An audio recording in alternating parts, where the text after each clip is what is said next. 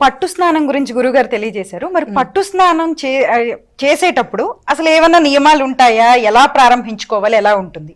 తప్పకుండా. శ్రీమాత్రే నమః. ఆదిత్యాయ సోమాయ మంగళాయ బుధాయ చ గురు శుక్ర శనిభ్యశ్చ రాహవే కేతవే నమః. అయితే పట్టు స్నానము అంటే కనుక గ్రహణం పట్టేటప్పుడు చేసేటటువంటి స్నానము. ఆ సమయంలో మనము యథావిధిగా తల నుంచి చెయ్యాలి.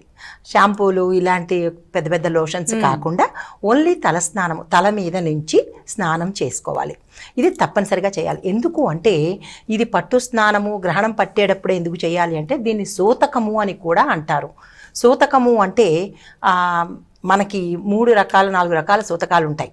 వ్యక్తి బిడ్డ పుట్టినప్పుడు, తరువాత పిల్ల పెద్ద అయినప్పుడు, తరువాత బాలింతప్పుడు, తరువాత కాలం ఆసన్నమైనప్పుడు, తర్వాత ఈ గ్రహణాల సమయం అప్పుడు దీన్ని సూతక కాలము అంటారు.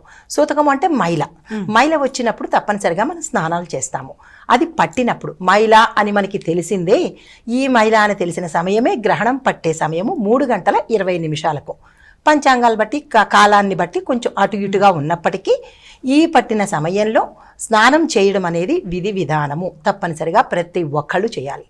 ఎవరికి మినహాయింపు ఇచ్చారు మన పంచాంగంలో కానీ, మన శాస్త్రజ్ఞులు కానీ, లేదంటే మన పండితులు కానీ, ఎవరికి అంటే అనారోగ్యంగా ఉన్న వాళ్ళకి, మంచం మీద ఉన్న వాళ్ళకి, చంటి పిల్లలకు, తరువాత గర్భిణీ స్త్రీలకు, లేవలేని వృద్ధులకు, వయోవృద్ధులకు ఇటువంటి నియమాలు లేదు. ఎందుకు అంటే కనుక వాళ్ళు తడిగుడ్డతో తుడుచుకున్న తత్సమానమైనటువంటి పట్టు స్నాన ఫలితం వచ్చేస్తుంది.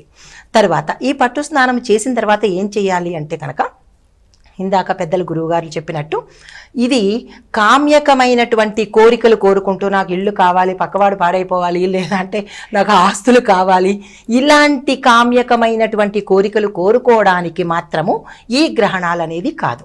ఇది ఏంటంటే మోక్షకాలము. అంటే మనల్ని మనము ఆధ్యాత్మికం వైపు నడిపించుకుంటూ భగవత్ సాన్నిధ్యంలో ఉండమని చెప్పేటటువంటి సమయము. ఈ సమయంలో మనం కోరవలసింది ఏంటంటే నేను నీ సన్నిధానంలో ఉన్నాను, నాకు మంచి జరిగేలాగా చెయ్యమని ఒక రకంగా కోరుకోవచ్చు. మంచి అంటే ఇతరత్రా కోరికలు కాకుండా, అంటే జపాన్ని కానీ మనం చేసే ధ్యానం కానీ భగవంతుడి వైపు నడిపించాలి అని కోరుకుంటారు. అయితే ఇది అయిపోయిన తర్వాత మామూలు మంచి వస్త్రాలు ధరించుకుని పూజా మందిరంలోకి కాకుండా ఒక మంచి ఆసనం మీద తూర్పు అభిముఖంగా కూర్చుని ఏదైతే మంత్రము ఇందాక గురువుగారు చెప్పినట్టుగా వారికి మంత్ర సిద్ధి ఉంటే, అంటే ఏదైనా మంత్రం గురువు ద్వారా ఉంటే ఆ మంత్రాన్ని జపించుకుంటారు. దీనికి సంఖ్య అనేది లేదు. 108 సార్లు చదవాలి అనే సంఖ్య అయితే లేదు. ఎన్నిసార్లు చదివినా అది అక్షయం అవుతుంది. కాబట్టి ఒక నామాన్ని తీసుకోవాలి.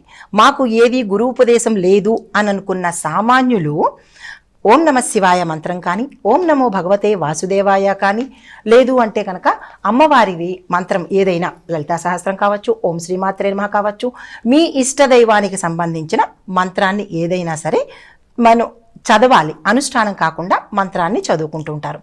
ఇలాగా ఈ గ్రహణ సమయాన్ని మనము ఉపయోగించుకుంటాము. అయితే విడుపు స్నానము అంటే కనుక, అంటే సూతక కాలము అయిపోగానే మనం ఏం చేయాలంటే మళ్ళా అభ్యంగన స్నానము, అంటే మళ్ళా తల మీద నుంచి శిరస్నానము చేసేసి ఈ వస్త్రాలను త్యజించి ఇందాక మనం చేసిన వస్త్రాలను తీసేసి అప్పుడు పరిశుభ్రంగా మళ్ళా పూజాధికాలు నిర్వహించుకుంటాము. అది ఎప్పుడు అంటే 6:47 మనకి ఈ గ్రహణం పట్టుకాలము, విడుపు కాలము అన్నీ అయిపోతాయి. అయితే దీనికి ముందు దీనికి తర్వాత ఏమిటి అంటే గనక ఈ పట్టు స్నానానికి ముందు మామూలుగా మనం శుభ్రమైన స్నానం చేసేస్తాము, నిత్యకృత్య స్నానం చేస్తాము. ఈ 11 గంటల సమయం లోపలే మనము వంటలు చేసుకోవటం కానీ, తినడాలు కానీ ఇలాంటివి ఏవైనా మనం ముందే చేసేసుకోవాలి. 11 గంటల ముందు. అంటే గ్రహణం పట్టేదానికి మనకి 9 గంటల వ్యవధి ఉంటుంది. ఈ 9 గంటల వ్యవధిలోనే మనం తినడం కానీ ఏవైనా పనులు చేసేసుకోవాలి. దాని తర్వాత నుంచి తినకూడదు. ఎందువల్లంటే ఆ గ్రహణ కాల సమయంలో వచ్చే కిరణాలు మన జీర్ణ వ్యవస్థ మీద దెబ్బతీస్తాయి అనే ఉద్దేశంతో, రేడియేషన్ ప్రభావం ఎక్కువ ఉంటుందనే ఉద్దేశంతో మనకి తినద్దు అని చెప్తారు. ఇది స్ట్రిక్ట్గా అందరికీ వర్తించేది. అయితే గర్భిణీ స్త్రీలకు, పిల్లలకు, వయోవృద్ధులకు, అనారోగ్యవంతులకు ఈ నియమాలు వర్తించవు. దాని తర్వాత గ్రహణం పట్టే సమయంలో పట్టు స్నానం చేసేసిన తర్వాత మళ్ళా మోక్ష స్నానము అంటారు, విడుపు స్నానము. అది అయిన తర్వాత మళ్ళా ఏం చేస్తామంటే అప్పుడు పునః పూజ చేసుకుని మన గుళ్ళ అంటే మన ఇంట్లో ఉండే పూజా గదిని తీసి అప్పుడు మనం పూజ చేస్తాము. ఈ సమయంలో దర్భలను కూడా మనం ఎక్కువగా వాడాలి. ఎందుకు దర్భలు అంటే టాక్సిక్ అంటే చెడు రేడియేషన్ని ఈ దర్భలు అనేవి లాగేసుకుంటాయి. అమృత తుల్యమైనటువంటి పదార్థం అది. అయితే ఈ దర్భలను మనం ప్రతి చోట అంటే ఆహార పదార్థాల్లోనూ మంచినీళ్ళల్లోనూ ఇలాగా మనం ఏదైతే వాడుతూ ఉంటామో వాటి మీద దేవుడితో సహా దేవుడి పటాల ముందు పూజా గృహంలో కూడా ఈ దర్భలు వేసేసి మనం సిద్ధంగా ఉంచినట్టయితే ఈ మోక్షకాలం అయిపోయిన తర్వాత అంటే గ్రహణం విడిచేసిన తరువాత ఈ దర్భలను తీసి ఎక్కడ పడితే అక్కడ పారేయడము, తొక్కేసే ప్రదేశంలో కాకుండా చెట్లలో కానీ పారే నీటిలో కానీ వదిలేస్తారు. అయితే ఇక్కడ ఇంకొక విషయం ప్రస్తావించాలి.